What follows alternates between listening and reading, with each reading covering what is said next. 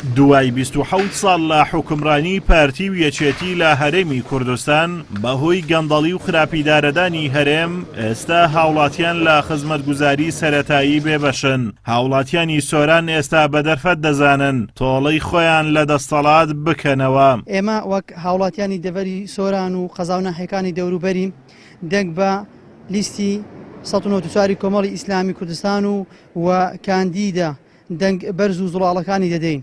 ئێمە هەر بۆیە دەنگ بەو لیستە ئەدەین چونکە ئەبینین کە لە 27 ساڵی حکومڕانی کوردی ڕابردوو ئەو دوو حیزبە دەستەڵاتدار و زلهێزانە نەیانتوانیە خزمەتێکی ئەوتۆ بەچینەکانی خەڵکی کوردستان بکەن.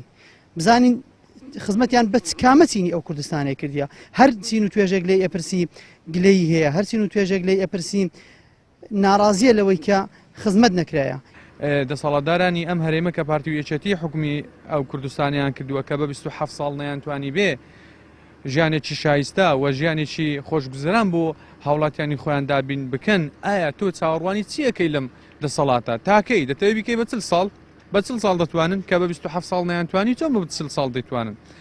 لە هەرێمی کوردستان دیارە ماوەی 27 ساڵە دوو حیزبی دەسەڵاتدار حکومڕانی ئەم وڵاتە دەکەن نەیانتوانیەوە هیچ خۆشگوزەرانیەک بۆ خەڵکی کوردستان فراهەم بکەن. هیوادارم لێرەوە داوا لە خەڵکی کوردستانەکەم دەنجی خۆیان بدەن بە لیستی کۆمەڵی ئیسلامی کوردستان. ئەو ڕۆژی ئەوەیە دەنگ بدەین بە کۆمەڵی ئیسلامی بۆەوەی سەرکەوتن بەدەست بینیت و پشگیری بکەین و پشگیریش بەوەی ئەکرێ بەڕاستی هەرکەس نەوەک بەس بە قسە دەبی بە حەمەل و بە کردار بیسەلمێنین و کۆمەڵی ئیسلامی کوردستان ئەو هێزە سیاسیە لە هەرێمی کوردستان بەردەوام لە بەرەیگەل بووە و ئێش و ئازاری هاوڵاتیانی بەهی خۆی زانیوە و بەردەوام لە پێناو خۆشگوزەرانی هاوڵاتیان و یاسا سەروەربوون قوربانی بەخۆی داوە و بەردەوام نەخێری بە ڕووی زوڵم و ستەمکاری حکومڕانی 27 ساڵی دوو حیزبی بنەماڵەییدا بەرز کردوێتەوە. هەموو ئەو هەڵوێستە جوانانەش وای کردووە هاوڵاتیانی سۆران متمانە و دەنجی خۆیان بە کۆمەڵ بدەن. کۆمەڵی ئیسلامی کوردستان کوتاکە حیزبێک لە بەرەیگەلدا ماوەتەوە هەرگیز قۆڵ نەداوە لە بەدەستێنانی مافەڕەوەکانی گەلی کوردستان بۆیە داوا لە هاوڵاتیانی بەڕێز دەکەین کە دەنگ بدەن بە لیستی ١٩٤ کۆمەڵی ئیسلامی کوردستان چونکە تاکە حیزبەکە بتوانێت لە پەرلەمانی کوردستاندا داوای مافەڕەوەکانتان بکات و تاکۆکی لە مافەکانتان بکات. بەس لەگە خەڵک پشگیری کۆمەڵی ئیسلامی بکە بەڕاستی کۆمەڵی ئیسلامیش زیاتر ئەتوانی ئیش بکات لە ئەو خەڵکەی، یعنی زیاتر ئەتوانی دەستی ئەو خەڵکەی بگری کە خەڵک ئەمەڵە لە ماریدا ئانی شێرێ وەڵا فەرقی نییە بچینە دەنگدان و نەچینە دەنگدان. ئایا کووەچیە کە خەڵک دەنگ بدا و دەنگ نەدا؟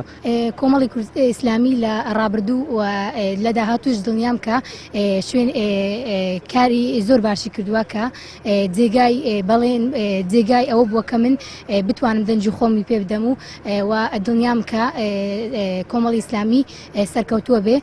بۆ گەرانەوەی حکمی هاوڵاتی و دەربازبوون لە حکمی حیزبی و بنەماڵەیی پێویستە هاوڵاتیانی هەرێمی کوردستان بە گەرم و گورگەوە ڕۆژی سینۆ بچنە سەر سندوقەکانی دەنگدان و ئەو حیزبانە سزا بدەن کە بوونەتە هۆی لە دەستدانی نیوەی خاچی هەرێم و کەمکردنەوەی موچەی هاوڵاتیان. ئازاد و مەراوەی کەناڵی ئاسمانی پەیام، قەزای سۆران.